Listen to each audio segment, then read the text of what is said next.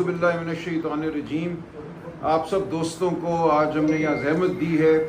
मैं समझता हूँ ये पाकिस्तान की एक इंतहाई एक तारीख घड़ी है। आज एक ऐसा फ़ैसला आया है हमारे सुप्रीम कोर्ट की जानिब से जो एक दावत गुनाह है, जो ये कह रहा है कि जाओ लूटो लोगों के ज़मीरों को। हमें एक आइनी तरमीम दरकार है अपने आप को तवालत देने के लिए। तो इस वक्त हम ये देख रहे हैं कि हमारे ख़िलाफ़ हर रियासती इदारा जो है वो खड़ा है, लेकिन ये हमारे ख़िलाफ़ नहीं खड़ा, ये पाकिस्तान की आवाम के ख़िलाफ़ खड़ा है, ये पाकिस्तान में शराफत के ख़िलाफ़ खड़ा है। ये कहना कि आइन में तरमीम चूँकि दरकार है बाज़ को, इसलिए उस तरमीम की खातिर हम रिकाउंटिंग भी कराएंगे। 50 साल का हमारा कानून जो है उसको बदल कर लोगों के वोट जो हैं वो दोबारा गिनकर सीटें महरूम करेंगे, पीटीआई को उन जमातों को देंगे जो आइन में तरमीम करना चाहती हैं। आज ये कहना कि जाओ इनके एमएनएज़ और सेनेटर्स इन पे दबाव डालो, इनको अगवा करो, इनकी बीवियों बच्चियों को हरासा करो, जो कर सकते हो करो, लेकिन तोड़कर इनको तरमीम कर डालो। अब ये तरमीम क्या है जिसकी खातिर हम आपके सामने बैठे हैं, हम मुदाफ़ियत कर रहे हैं, हम आवाज़ बुलंद करते रहेंगे। एक लम्हे के लिए आइनी अदालत के मामले को हम साइड पर रख देते हैं। आप ये देखिए हमारा आइन जो है वो एक नुक्ते पे खड़ा है। वो नुक्ता ये है कि कुछ हुकूक बुनियादी इंसानी हुकूक हैं। आवाज़ का हक, बात करने का हक, इकट्ठा होने का हक, सियासी जमात बनाने का हक, ये वो हुकूक हैं जिनको किसी भी पार्लिमान के ज़रिए नहीं लिया जा सकता। कोई कानून साजी नहीं की जा सकती जिसके ज़रिए ये हुकूक लिए जाएँ। जब लोग कहते हैं पार्लिमान सुप्रीम है, वो गलत कहते हैं।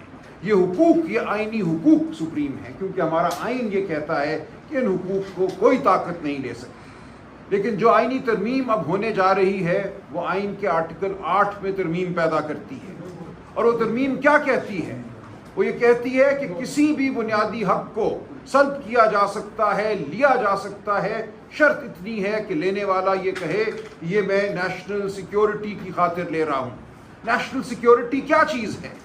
यानी कि मुल्क की हिफाजत की खातिर मैं ये ले रहा हूँ। मुल्क की हिफाजत की खातिर आपके मेरे फ़ोनों को सुना जा सकता है। मुल्क की हिफाजत की खातिर हमने देखा लोग गुमशुदा हो जाते हैं, सालों नज़र नहीं आते, उनके प्यारे उनको ढूंढते फिरते हैं, दीवारों से टकरे मारते हैं, लेकिन गुमशुदा लोग गुमशुदा रहते हैं। नेशनल सिक्योरिटी की खातिर हमने देखा खैबर पख्तूनख्वा सूबे में इंटर्नमेंट सेंटर बनाए गए, यानी कि कैद करने की जगह, हुकूमत खाना मैं बल्कि कहूँगा। इनके खिलाफ वकार सेठ साहब ने एक फ़ैसला दिया, इनको गैर आइनी करार दिया। उसको सुप्रीम कोर्ट ने 2018 में मुअत्तल किया फ़ैसले को। आज दिन तक वो इंटर्नमेंट सेंटर कायम है, वो मुकदमा दोबारा सुना नहीं गया। अब आज के बाद अगर ये तरमीम हो जाती है तो ये सब कुछ आइनी हो जाएगा, क्योंकि ये सब काम जो है किसी को उठाकर आप एक काल कोठरी में डालें, उसको किसी अदालत के सामने आप साल पेश ना करें और आप ये कहें कि ये सब कुछ हम कर रहे हैं नेशनल सिक्योरिटी के लिए। तो अब आपको ये भुगतना पड़ेगा। ये सिर्फ हमें नहीं भुगतना, हर लिखने वाले को, हर सोचने वाले को, हर बोलने वाले को इसका सामना करना पड़ेगा। हर उस शख्स को, वो बलोच हो, वो पख्तून हो, वो सिंधी हो, वो पंजाबी हो, वो कश्मीरी हो, वो गिलगित बल्तिस्तान से हो, जो अपना हक मांगेगा, उस हक की पादाश में उसको अब ये सब कुछ झीलना पड़ेगा। साथ ही ये कहा जा रहा है कि आइन का जो आर्टिकल 199 है, जिसके तहत हाई कोर्ट रिटें जारी करती हैं, हम हाई कोर्ट जाती हैं, पिटिशन करती हैं, आइनी एक दरख्वास्त हम दायर करते हैं और कहते हैं मेरा ये हक बचाओ, मेरे प्यारे को उठा लिया गया, या ये हम कहते हैं कि हमारे फ़ोन टैप हो रहे हैं। हाई कोर्ट फैसले देती हैं, हाई कोर्ट ऑर्डर देती हैं, वो हमें तहफ़्फ़ुज़ भी देते हैं, वो हमें एक हतमी जो रिलीफ है वो भी देते हैं। अब ये आइनी तरमीम कह रही है कि हाई कोर्ट का कोई दायरा इख्तियार नहीं होगा, कोई इख्तियार समात नहीं होगी नेशनल सिक्योरिटी के हवाले से, इंक्लूडिंग द पुलिस। यहाँ तक लिख दिया गया कि अगर पुलिस भी कोई अमल करती है तो हाई कोर्ट उसमें दखल अंदाजी नहीं कर सकेंगे। तो अब आप देखिए ये रियासत कहाँ जा रही है। साथ ये लिख दिया गया कि अगर कोई मिलिट्री कोर्ट, मिलिट्री अदालत किसी को नोटिस जारी करती है, किसी की गिरफ्तारी का हुक्म देती है, किसी की ज़ात के हवाले से कोई कार्रवाई करती है, कोई ऑर्डर पास करती है, तो हाई कोर्ट उस मामले को नहीं देख सकेंगे।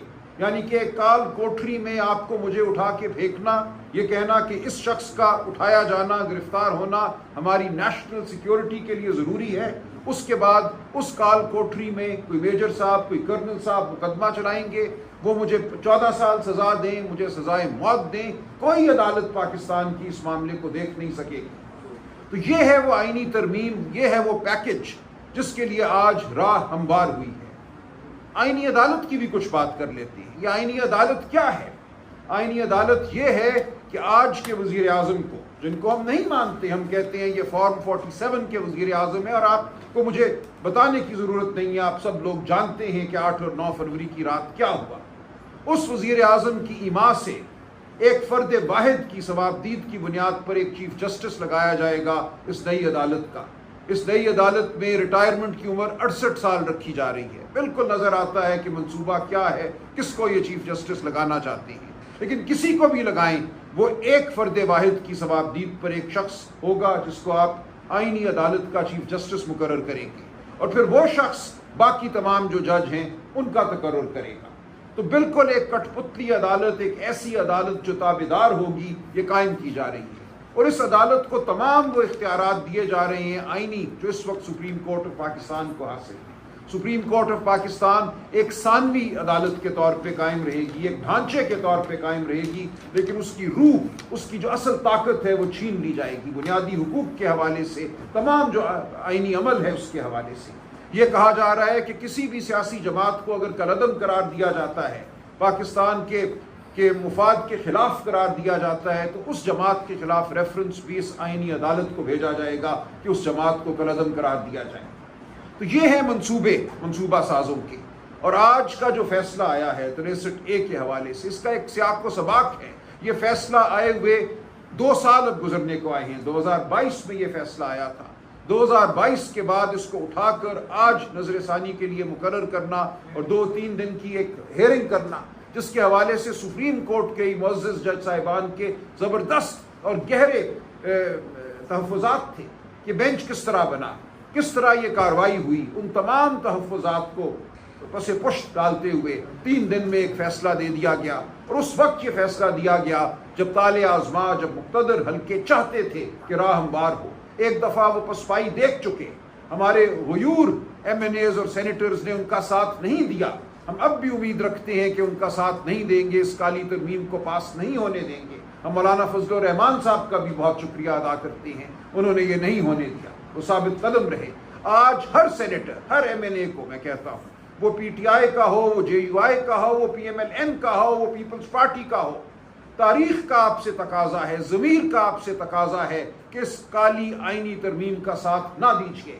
پاکستان کے عوام کی حرمت قائم رہنے دیجیے, آئین کی حرمت قائم رہنے دیجیے, آدمیت کی حرمت اس ملک میں قائم رہنے دیجیے.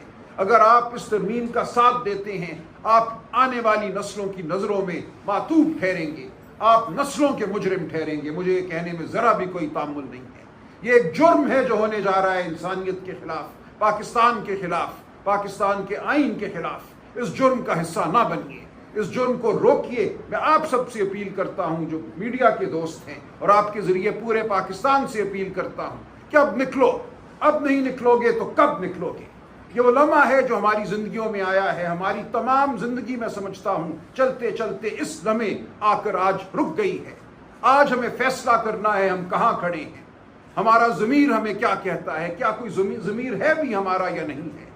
ہم نے آج تک جو کچھ زندگی سے کھٹ پایا, ہمارا علم, ہماری دانش, ہماری فکر, وہ آج ہمیں کہاں لا کر کھڑا کرتی ہے.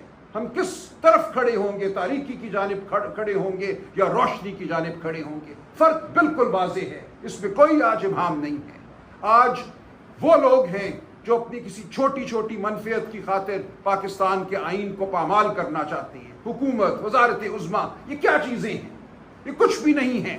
تاریخ کے عمل میں یہ ایک حاشیہ بھی نہیں ہوگا, بدنما حاشیہ بھی نہیں ہوگا ان لوگوں کی حکومت. لیکن اپنی حکومت کو طول دینے کے لیے, اپنی ججی کو طول دینے کے لیے یہ کچھ بھی کرنے کو تیار ہے. آپ ان کو بتائیے, گریبان تھامیے ان لوگوں کا, روکیے ان کو یہ جرم کرنے سے. ہم آپ کے ساتھ ہیں, ہم آگے آپ کے ساتھ بڑھیں گے, ہم چلیں گے, آپ ہمارے ساتھ چلیے. بہت شکریہ. سر, یہ اسی سلسلے میں جو آج فیصلہ آیا ہے, ہم نے دیکھا کہ سپریم کورٹ سے اس سے قبل بھی اس معاملے پر اس وقت تنازع کھڑا ہوا جب پنجاب میں معاملات بدل رہے تھے. تو اس فیصلے کے اثرات دیگر سیاسی جماعتوں کے لیے کیا ہوں گے؟ کیونکہ وہ تو اس پوائنٹ کو لے کر کہتے رہے کہ سپریم کورٹ کا ڈیسیژن ہی غلط رہا ہے. پہلے انہوں نے جیسا کہ پرویز الہی کو ایک موقع پر تو کہا کہ وہ جا کر وزیر اعلیٰ کے عہدے کا منصب بھی سنبھال لیں اور جا کر حلف لے لیں. دیکھیں شیرازی صاحب، دو باتیں ہیں. ایک یہ کہ کیا وہ فیصلہ درست تھا یا نہیں تھا، لیکن جیسا میں نے عرض کیا اس پہ بحث ہو سکتی ہے. وہ 2022 میں آیا تھا اور اس کا اثر ختم ہو گیا تھا. دیکھیے یہ حکومت جو چلی پرویز الہی صاحب کی، وہ اس فیصلے کی وجہ سے نہیں چلی تھی. آپ یاد کریے کہ اس کے بعد 17 بائی الیکشن ہوئے تھے. ان بائی الیکشنز میں پی ٹی آئی جیتی تھی. اس وجہ سے پی ٹی آئی کی حکومت بنی تھی، اس فیصلے کی وجہ سے نہیں بنی تھی. یہ فیصلہ نہ بھی ہوتا اور ان بائی الیکشنز کا 17 بائی الیکشنز کا نتیجہ وہی ہوتا جو تھا، تو پی ٹی آئی کی حکومت بننی تھی. لوگ بار بار کہتے ہیں کہ اس فیصلے کی وجہ سے پنجاب میں پی ٹی آئی کی حکومت بنی. یہ بالکل غلط بات ہے. فیصلہ صحیح تھا یا غلط تھا، یہ سوال نہیں ہے ہمارے سامنے آج. سوال یہ ہے جس طریقے سے اس فیصلے کو رد کیا گیا ہے، آج جس موقع پہ اس فیصلے کو رد کیا گیا ہے، وہ آپ کے سامنے ہے. 2022 کا ایک فیصلہ آپ اٹھاتے ہیں اکتوبر 2024 میں، جب 25 اکتوبر ریٹائرمنٹ ڈیٹ سامنے نظر آ رہی ہے، جب نظر آ رہا ہے کہ کون آئینی ترمیم کرنا چاہتا ہے. ایک حملہ پسپا ہوا، وہ ناکام ہوئے. اب دوسرے حملے کے لیے یہ ان کو کمک پہنچائی جا رہی ہے. تو یہ ہے وہ باتیں جو ہمیں سامنے رکھنی ہے. باقی تو تکنیکی بحث ہے، ہم اس طرح بھی بحث کر سکتے ہیں، اس طرح بھی بحث کر سکتے ہیں، لیکن اس وقت یہ بات اہم نہیں ہے. بات جو اہم ہے وہ موقع، محل، سیاق و سباق میں اہم ہے. آپ کی طرف سے جو سماعت ہوئی ہے اس کا بائیکاٹ کر دیا گیا ہے اور دوبارہ پھر سے جو ہے اس کے اوپر درخواست جمع کروا دی گئی سر کی جانب سے. تو بائیکاٹ کرنے کے بعد اس فیصلے کے اوپر کیا اثر انداز ہوگا؟ اس کا آئینی ہوگا، اخلاقی ہوگا؟ دیکھیے بائیکاٹ ایک اخلاقی عمل ہوا کرتا ہے. بائیکاٹ یہ کہتا ہے کہ ہمیں آپ پر اعتبار نہیں ہے. بائیکاٹ جو ہے وہ قوم کے ضمیر کی جانب ایک جملہ ہوتا ہے. ہم قوم کے ضمیر کو جھنجھوڑ رہے ہیں. ہم کہہ رہے ہیں کہ ایک ایسی عدالت سے یہ فیصلہ آیا ہے جس عدالت پر ہمیں اعتبار نہیں، آپ کو اعتبار نہیں ہونا چاہیے. جو اس کا طریقہ کار تھا وہ ایسا تھا کہ اس کے اوپر ہمیں کسی قسم کا انحصار نہیں کرنا چاہیے. ہم اپنے ایم این ایز کو، صرف پی ٹی آئی کے نہیں، P M L N, Peoples Party, تمام جماعتوں کے ایم این ایز اور سینیٹرز کو کہہ رہے ہیں کہ اس فیصلے کی بنیاد پر اپنا ضمیر مت بیچنا. سلمان اکرم راجہ صاحب، آپ نے ابھی عرض کیا کہ قوم سے درخواست ہے وہ نکلے، کیونکہ اب نہیں نکلیں گے تو کب نکلیں گے. جب اس وقت سماعت جاری تھی، دوسری جانب فیصل ڈاکٹر صاحب کی پریس کانفرنس ہو رہی تھی، کیونکہ آپ باہر نکلنے کی کال دے رہے ہیں، تو انہوں نے کہا ہے کہ جو ڈی چوک احتجاج ہے عمران خان صاحب کے سیاسی تابوت میں آخری کیل ثابت ہوگا. اس کو کیسے رسپونڈ کریں؟ کہ آہنی ہاتھوں سے نپٹا جائے گا. میں صرف آپ کو یہ کہوں گا جو اسٹیبلشمنٹ کے ٹاؤس ہیں ان کی باتوں کو آپ اتنا سنجیدہ مت لیا کریں، اور اس کو تو ویسے بھی سنجیدہ نہ لیا کریں. جو آدمی ایک ٹاک شو میں جوتا ٹیبل پہ رکھ کے جو ہے وہ قوم کے سامنے بیٹھا ہو، اور پھر جس طریقے سے وہ الیکٹ ہوئے ہیں سینیٹر، میں یہ سمجھتا ہوں کہ یہ باتیں جو ہے یہ غیر سنجیدہ باتیں. اور آج کے موقع پہ اس کا آنا، اور پھر ہمارے چیف منسٹر کے حوالے سے بھی یہ بات کرنا کہ ان کی جان کو خطرہ ہو سکتا ہے. اور یہ وہی شخص ہے جس نے پہلے بھی، آپ کو یاد ہے خان صاحب پہ جب گولی چلی تھی تو اس سے پہلے بھی آ کے میڈیا پہ ایسی بات کی تھی. میں صرف یہ تنبیہ کرنا چاہتا ہوں کہ جس نے بھی آپ کو بٹھایا اور یہ بات کروائی ہے، یہ سوچئے گا بھی مت. اس ملک کو انتشار کی طرف بالکل دھکیلنے کی کوشش مت کریں. میں جن دوستوں نے اس کو بھیجا پریس کانفرنس کے لیے ان کو بھی کہوں گا کہ ایسے لوگوں سے اجتناب کریں کہ جن کا کوئی حساب کتاب کوئی نہیں ہے. کل پوری قوم کسی انتشار کا شکار ہو جائے گی. اس میں اور نہ اس کا ضمیر ہے نہ وہ سچ بولتا ہے. ایم کیو کے حوالے سے جو باتیں کی، کراچی کے حوالے سے باتیں کی، اگر وہ باضمیر آدمی ہوتا تو اس کو پارٹی اس وقت چھوڑ جانی چاہیے تھی جب وہ چیزیں ہو رہی We'll keep it to 63 ہے. کوئی اور سوال ہے تو بات. سلمان اکرم راجہ صاحب، آپ نے تمام سیاسی جماعتوں کے ارکان پارلیمنٹ سے یہ مطالبہ کیا ہے کہ اس کالے آئینی ترمیم کا ساتھ نہ دیں. میڈیا کے ساتھ بھی آپ نے مطالبہ کیا کہ آپ کے ساتھ کھڑے ہوں. جو اپوزیشن کے آپ کے سب سے بڑے اتحادی ہیں مولانا فضل الرحمان صاحب، کیا آپ کی جو اسٹریٹ موومنٹ ہے، جو ایجوٹیشن آپ کرنے جا رہے ہیں، اس میں مولانا فضل الرحمان صاحب آپ کا ساتھ دیں گے؟ دیکھیے اس بارے میں بھی میری تو ان سے کوئی بات نہیں ہوئی، لیکن ان کی اپنی ایک جماعت ہے، ان کی اپنی پالیسی ہے. وہ ثابت قدم کھڑے رہے ہیں، انشاءاللہ کھڑے رہیں گے، ہم ان کے شکر گزار ہیں. باقی وہ کیا لائے عمل اپناتے ہیں میں کچھ نہیں کہہ سکتا. آپ سلمان بھٹو صاحب اس پہ کمنٹ کریں کہ جو آج کیس کی سماعت ہوئی اس میں بیشتر علی ظفر نے کہا کہ عمران خان کی کچھ گزارشات ہیں وہ وہاں سامنے رکھ جاتے ہیں. اس پر چیف جسٹس نے انہیں اس کی بھی اجازت دی تھی، اور جو اجرت میں فیصلہ ہے آپ نہیں سمجھتے کہ بظاہر ہارس ٹریڈنگ کی اجازت دی عدالت نے؟ میں نے یہی آپ کے سامنے عرض کیا نا کہ یہ تو آج فیصلہ ہے ہی دعوت گناہ. یہ فیصلہ جس طریقے سے آیا، جس صورت سے آیا، جس تناظر میں آیا، وہ تو یہی ہے نا کہ جو پسپائی ہو چکی تھی ایک دفعہ آئینی ترمیم کے حوالے سے، اس کو اب ایک دوبارہ حملے کا ایک موقع دیا جا رہا ہے کہ جاؤ اب ان کے ضمیروں پر حملہ کرو. اچھا سر، کل جو احتجاج ہو رہا ہے ڈی چوک پہ، آپ کی ہم یہ نہیں کہہ رہے کہ اسٹریٹجی کیا ہے، کہاں سے لوگ آ رہے ہیں؟ اسلام آباد کو یہ تو ہم بند نہیں کیا کہہ جا رہا سکتے. ہے، دفعہ 144 کی بات ہو رہی ہے، تو ایسی صورت میں پھر کیا ہوگا؟ ڈی چوک ہی پہنچیں گے یا باہر کیوں رہیں گے؟ سب ڈی چوک پہنچیں گے، بس اتنا ہی کافی. بھائی چھوڑ دیجیے، ہمیں نہیں پتا لوگ کیا کریں گے، کیا لائے عمل اپنائیں گے. آپ پارٹی کے سیکرٹری دیکھیں یہ بات لوگوں پہ آپ چھوڑ دیجئے، لوگ کیسے کرتی ہیں. یہ مقصد ہے آواز بلند کرنا. آواز کیسے کون بلند کرے گا، کہاں ہوگی، یہ کل دیکھیں. نہیں، یہ جلسہ ہوگا یا اکٹھے ہوں کیا؟ یہ پرامن احتجاج کی پرامن احتجاج کی کال ہے اور یہ جلسے کی کال نہیں ہے. شکریہ. آپ بتائیں آپ کر لیں.